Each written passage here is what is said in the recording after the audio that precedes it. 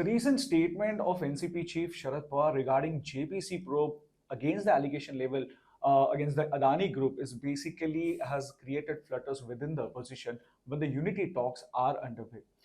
The principal opposition party in the parliament, Congress, is really not happy because NCP is their old alliance partner, and Congress is pressing for the demand of JPC to be formed to probe these allegations. To talk on that, we have with us a former CM of Maharashtra, Mr. Prithviraj Chavan. Sir, thanks for speaking with us.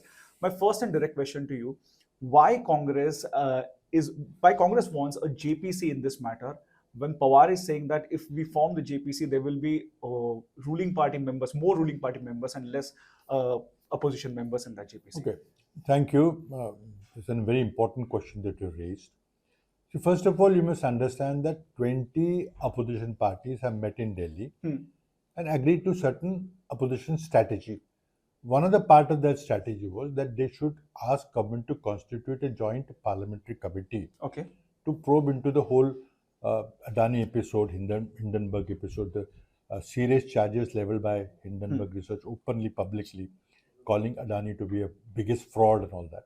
And as a result of that, Adani group companies losing over $130 billion in their value of the companies. It never happened in the history of the financial system in the world that one allegation by a private company has damaged the group so much.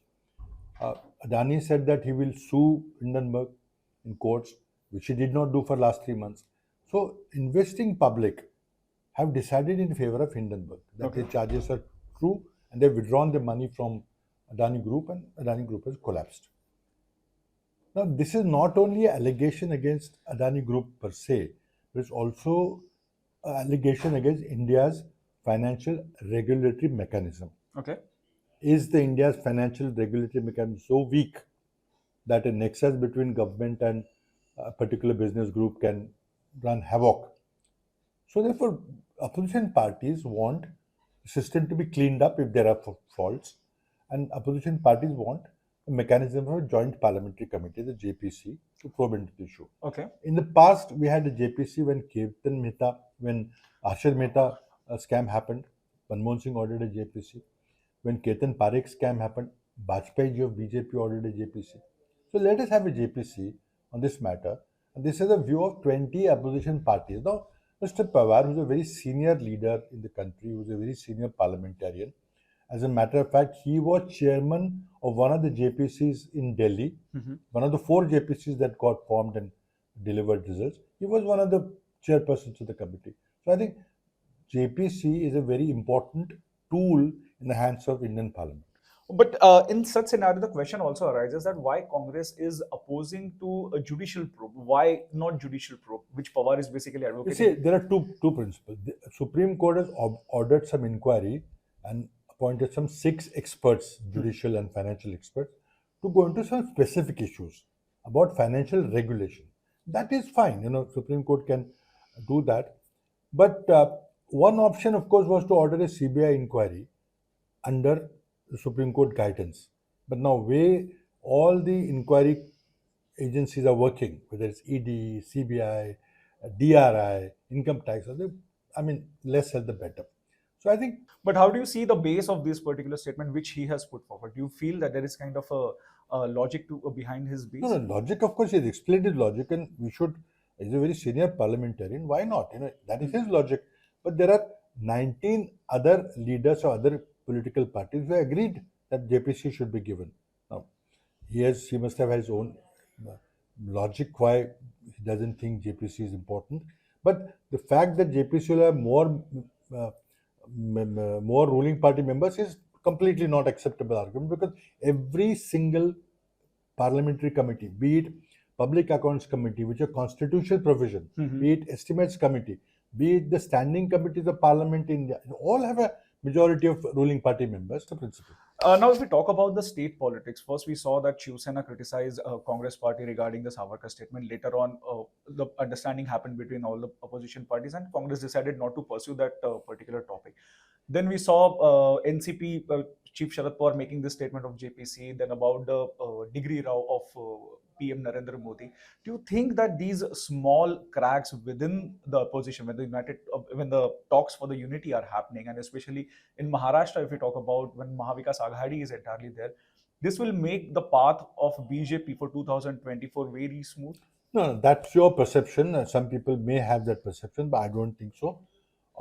Since you mentioned degree matter, I think I should clarify on that a little bit, Doctor. I again entirely agree with what Mr. Pawar says that having a high education qualification is not necessary to govern the country, and that is why our constitution, after a great debate, the constitution makers did not prescribe any minimum qualification for contesting to parliament or local True. assembly. So that's fine. The issue is not about whether Prime Minister should be educated or not.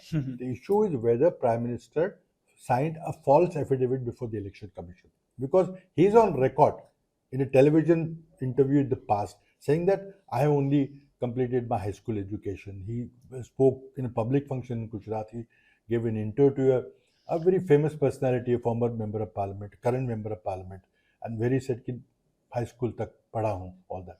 So did he file a false affidavit? When Mahavikas Aghadi has been established, you people were in the power together, Congress, NCP, and Shiv Sena. After this debacle, now we are seeing that at local level, NCP is making alliance with BJP for the APMC markets. There are news reports that for upcoming APMC elections, NCP will be tying up with the BJP. How do you see this? Do you think that there is kind of a links to the statement which NCP leaders, including Sharad Pawar, has made recently, which are against the united opposition? No, I think you are stretching it too far.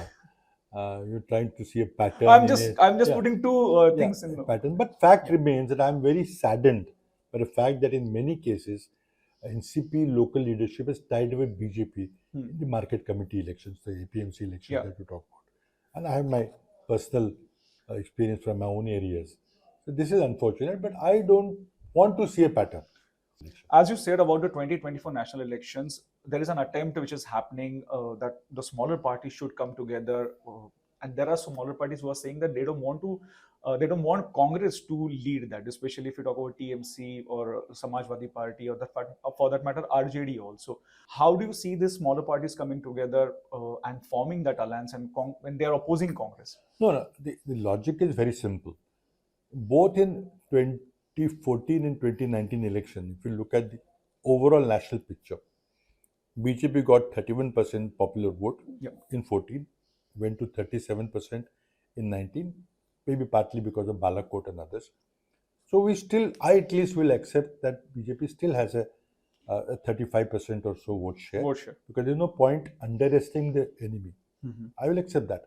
While there is a huge anti-incumbents against the government because of unemployment, inflation, farmers' issues, selling of the assets, and these Adani, Rafael scams and all that. But I still say that 35%, which means that 65% people have voted to defeat Mr. Modi in both elections. So you mean 65% voting has happened against the BJP? That is a fact.